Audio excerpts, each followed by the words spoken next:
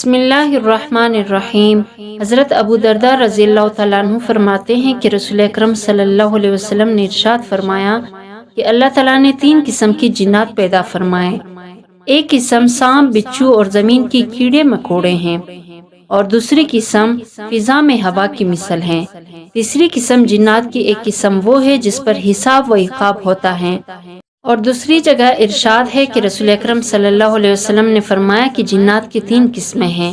جنوں کی ایک قسم وہ ہے جن کے پر ہے جس سے وہ فضا میں اڑتے ہیں،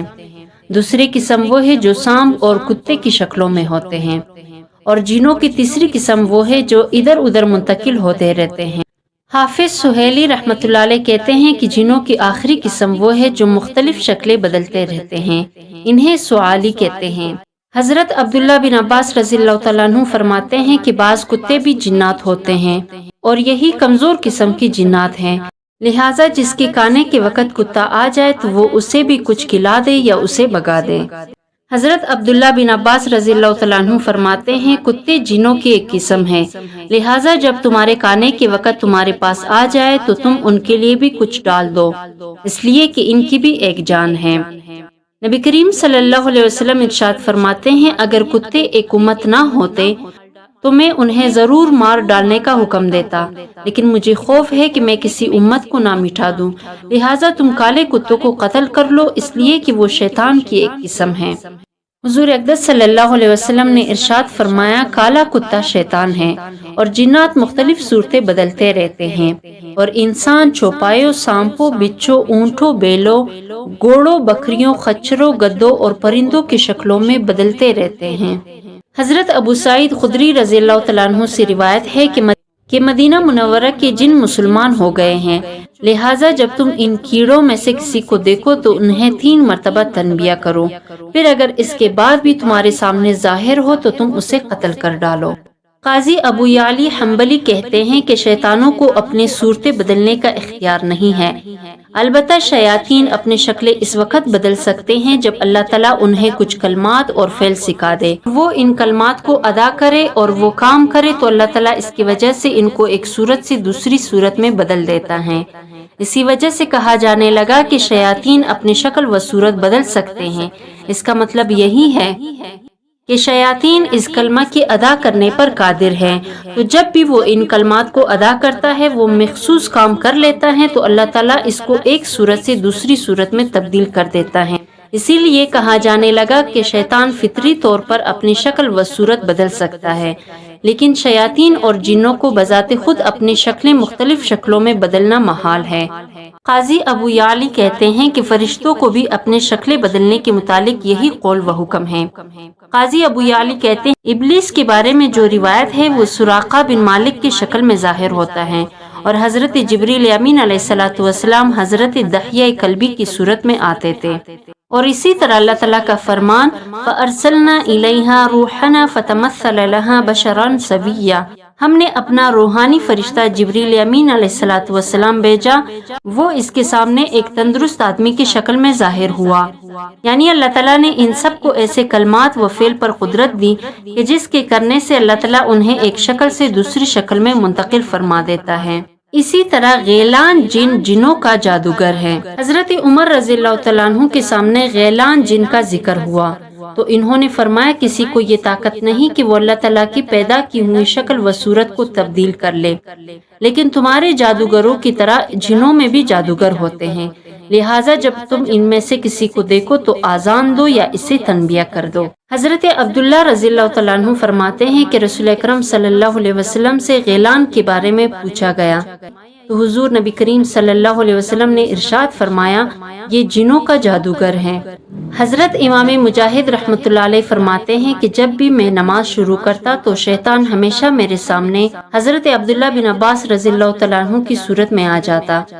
تو مجھے حضرت عبداللہ بن عباس کا فرمان یاد آ گیا اور میں نے اپنے پاس ایک چھری رکھ لی، جب وہ میرے سامنے آیا تو میں اس کے اوپر چڑھ گیا اور اسے چھری گھونپ دی، چنانچہ وہ فوراً گر پڑا، پھر اس کے بعد میں نے اسے نہیں دیکھا۔ حضرت عبداللہ بن عباس رضی اللہ تعالیٰ عنہ سے روایت ہے کہ رسول اکرم صلی اللہ علیہ وسلم نے فرمایا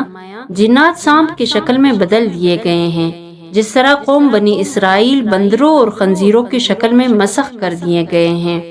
قاضی ابو یعلا فرماتے ہیں کہ جنات انسانوں کی طرح کھاتے پیتے اور آپس میں نکاح بھی کرتے ہیں، اور ظاہری حکم یہی ہے کہ تمام جنات ایسے ہی کرتے ہیں۔ چنانچہ بعض علماء کہتے ہیں کہ ان کا کھانا پینا سونگھنا اور آرام کرنا ہے، لیکن چبانا اور نگلنا نہیں ہے۔ حضرت وہب بن منبہ سے جنات کے بارے میں پوچھا گیا کہ کیا وہ کھاتے پیتے اور مرتے اور آپس میں نکاح کرتے ہیں، تو حضرت وہب بن منبہ نے فرمایا کہ ان کی کئی قسمیں ہیں۔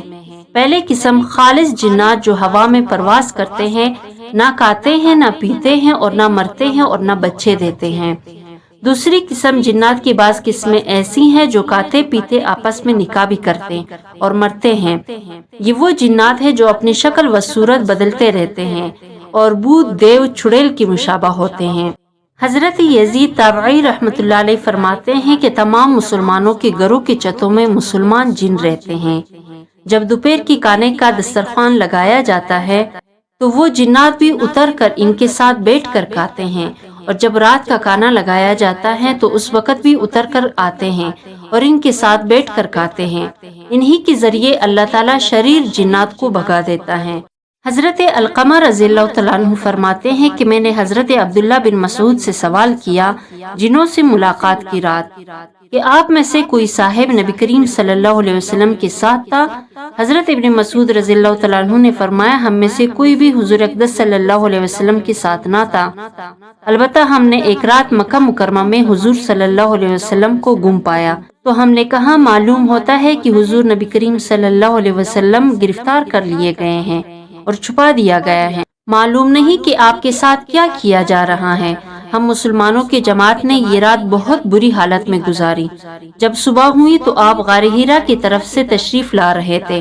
تو صحابہ کرام رضوان الاجمعین نے حضور اکرم صلی اللہ علیہ وسلم سے اس بات کا ذکر کیا جس مشکل میں وہ تھے۔ حضور نبی کریم صلی اللہ علیہ وسلم نے ارشاد فرمایا میرے پاس ایک جن نے آ کر دعوت دی، میں اس کے ساتھ چلا گیا اور میں نے انہیں قرآن کریم پڑھ کر سنایا، پھر حضور صلی اللہ علیہ وسلم ہمیں لے گئے اور ان کی آثار دکھائے اور ان کی آگ کی آثار دکھائے۔ جنات نے حضور سے زیادہ سفر مانگا اس لیے کہ وہ کسی جزیرے میں رہنے والے جنوں میں سے تھے، تو حضور نبی کریم صلی اللہ علیہ وسلم نے ارشاد فرمایا ہر وہ ہڈی تمہاری غذا ہے جس پر اللہ تعالیٰ کا نام لیا گیا ہو، یعنی حلال ذبیحہ کی ہڈی تم لوگوں کی غذا ہے۔ اور ترمذی کے الفاظ یہ ہے کہ جنات کی غذا وہ ہڈیاں ہیں جن پر اللہ تعالیٰ کا نام نہ لیا گیا ہو اور وہ تمہارے ہاتھ میں آ جائے، یا جس ہڈی میں گوشت لگا ہو، اور ہر قسم کی لید اور مینگنی تمہارے چوپائیوں کا چارہ ہے۔ نبی کریم صلی اللہ علیہ وسلم نے اسی لیے ارشاد فرمایا کہ تم لوگ ہڈی اور لید سے استنجا نہ کرو، اس لیے کہ یہ دونوں تمہاری بائی جینوں کی غذا ہے۔ حضرت ابو ہریرہ رضی اللہ تعالیٰ عنہ سے روایت کرتے ہیں کہ نبی کریم صلی اللہ علیہ وسلم نے حکم فرمایا کہ میرے لیے پتھر لاؤ، میں اس سے استنجا کروں گا، اور فرمایا تم میرے پاس ہڈی اور لید مت لانا۔ میں نے عرض کی لید اور ہڈی کی تخصیص کی کیا وجہ ہے؟ حضور نبی کریم صلی اللہ علیہ وسلم نے ارشاد فرمایا یہ دونوں چیزیں جنوں کی غذا ہیں۔ میرے پاس ایک شہر کی جنوں کا ایک وفد آیا جو نیک جن تھے، انہوں نے مجھ سے کھانا مانگا تو میں نے اللہ تعالیٰ سے ان کے لیے دعا کی کہ جنات کسی ہڈی اور لید کے پاس سے جب بھی گزرے اس پر اپنی غذا موجود پائیں۔ حضرت جابر بن عبداللہ رضی اللہ تعالیٰ عنہ سے روایت کرتے ہیں، فرماتے ہیں کہ میں رسول اکرم صلی اللہ علیہ وسلم کے پاس تھا کہ اچانک ایک سانپ آیا اور آپ کے پہلو میں کھڑا ہو گیا، پھر اس نے اپنا منہ حضور اقدس صلی اللہ علیہ وسلم کے کان مبارک کے قریب کر لیا، گویا آپ سے سرگوشی کرنے لگا، تو نبی کریم صلی اللہ علیہ وسلم نے ارشاد فرمایا ہاں ٹھیک ہے، پھر وہ واپس چلا گیا۔ میں نے حضور اقدس صلی اللہ علیہ وسلم سے دریافت کیا تو حضور نے مجھے خبر دی کہ وہ جنات میں سے ایک شخص تھا اور وہ یہ کہہ گیا کہ آپ اپنی امت کو حکم فرما دے کہ وہ لید اور بوسیدہ ہڈی سے استنجا نہ کرے، اس لیے کہ اللہ تعالیٰ نے اس میں ہمارا رزق بنا دیا ہے۔ حضرت عبداللہ نے فرمایا کہ نبی کریم صلی اللہ علیہ وسلم کی خدمت میں جنوں کا ایک وفد آیا اور عرض کیا کہ اے محمد آپ کی امت ہڈی، لید اور کوئلہ سے استنجا نہ کرے کیونکہ اللہ تعالیٰ نے اس میں ہمارا رزق مقرر فرما دیا ہے، تو نبی کریم صلی اللہ علیہ وسلم نے امت کو اس سے منع فرما دیا۔ حضرت عبداللہ فرماتے ہیں کہ ہجرت سے پہلے ایک مرتبہ رسول اکرم صلی اللہ علیہ وسلم مکہ مکرمہ کے قرب و جوار میں تشریف لے گئے تو حضور نے میرے لیے ایک لکیر کھینچ دی اور فرمایا جب تک میں تمہارے پاس نہ آ جاؤں تم کسی سے کوئی گفتگو نہ کرنا۔ پھر فرمایا کوئی چیز دیکھ کر گھبرانا بھی مت۔ پھر تھوڑا سا آگے بڑھ کر بیٹھ گئے۔ پھر اچانک آپ کے پاس کالے آدمی آ گئے، گویا وہ لوگ زنجی حبشی ہیں، اور وہ لوگ اس شکل کے تھے جیسے کہ اللہ تعالیٰ نے ارشاد فرمایا کادوں یکونون علیہ لبدا، تو قریب تھا کہ وہ جن اس پر گروہ کے گروہ ہو جائے۔ پھر جب وہ لوگ حضور کے پاس سے جانے لگے تو میں نے ان سے سنا کہ وہ کہہ رہے تھے یا رسول اللہ ہمارا گھر بہت دور ہے، اب ہم جا رہے ہیں، اب ہمیں زیادہ سفر عنایت فرما دیں۔ حضور نبی کریم صلی اللہ علیہ وسلم نے ارشاد فرمایا لید تمہاری غذا ہے،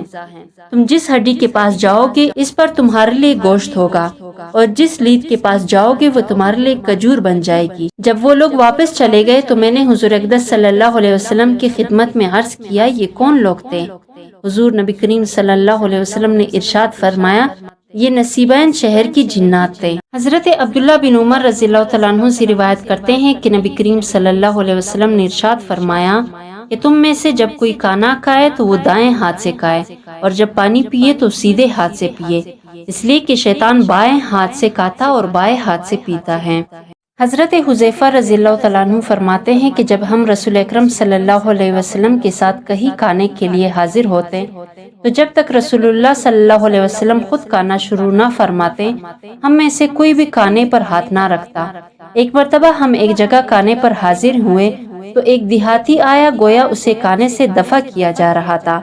بس وہ کھانے میں ہاتھ رکھنے کے لیے آگے آیا تو رسول اکرم صلی اللہ علیہ وسلم نے اس کا ہاتھ پکڑ لیا۔ پھر ایک لڑکی آئی، گویا کہ اسے بھی کھانے سے ہٹایا جا رہا تھا، بس وہ اپنا ہاتھ کھانے میں بڑھانے کے لیے آئی تھی تو رسول اکرم صلی اللہ علیہ وسلم نے اس کا ہاتھ بھی پکڑ لیا اور فرمایا جس کھانے پر اللہ تعالیٰ کا نام نہ لیا جائے اسے شیطان اپنے لیے حلال کر لیتا ہے۔ شیطان اس دیہاتی کے ساتھ اس کھانے کو اپنے لیے حلال کرنے آیا تھا تو میں نے اس کا ہاتھ پکڑ لیا۔ پھر وہ اس لڑکی کے ساتھ آیا اور اس کے ذریعہ کھانے کو حلال کرنا چاہا تو میں نے اس کا ہاتھ بھی پکڑ لیا۔ قسم ہے اس ذات کی جس کے قبضہ قدرت میں میری جان ہے، شیطان کا ہاتھ ان دونوں کے ہاتھوں کے ساتھ میرے ہاتھ میں ہے۔ حضرت امیہ بن مخشی سے روایت کرتے ہیں کہ انہوں نے فرمایا کہ رسول اکرم صلی اللہ علیہ وسلم تشریف فرماتے اور ایک شخص کھانا کھا رہا تھا، اس نے بسم اللہ نہیں پڑھی یہاں تک کہ اس کے کھانے میں سے ایک لقمہ کے سوا کچھ بھی باقی نہ بچا۔ جب اس ایک لقمہ کو اس نے اپنے منہ کی طرف اٹھایا تو اس نے کہا بسم اللہ اول و آخرہ، تو نبی کریم صلی اللہ علیہ وسلم مسکرائے اور فرمایا شیطان اس کے ساتھ کھانا کھا رہا تھا۔ پھر جب اس نے اللہ تعالیٰ کا نام لیا تو جو کچھ شیطان کے پیٹ میں تھا سب اس نے پھینک کر دیا۔ حضرت ابو ہریرہ رضی اللہ تعالیٰ عنہ سے روایت ہے کہ رسول اکرم صلی اللہ علیہ وسلم نے ارشاد فرمایا شیطان تمام انسانوں کے پاس ہر کام میں آ جاتا ہے، لہٰذا تم اپنے آپ کو اس سے بچاؤ۔ جو شخص اس حال میں رات بسر کرتا ہے کہ اس کے ہاتھ میں چکنائی کی بو ہو اور بغیر ہاتھ دھوئے سو جائے اور اسے اس سے کچھ تکلیف پہنچ جائے تو وہ خود اپنے ہی کو ملامت کرے۔ حضرت جابر رضی اللہ تعالیٰ عنہ سے روایت ہے کہ فرماتے ہیں کہ رسول اکرم صلی اللہ علیہ وسلم نے ارشاد فرمایا کہ شیطان تمہارے ہر کام میں حاضر ہو جاتا ہے، یہاں تک کہ وہ تمہارے کھانے کے وقت بھی حاضر ہو جاتا ہے، لہٰذا جب تم میں سے کسی سے کوئی لقمہ گر جائے اور اس میں کچھ لگ جائے تو اسے صاف کر کے کھا لے، اس لقمہ کو شیطان کے لیے نہ چھوڑ دے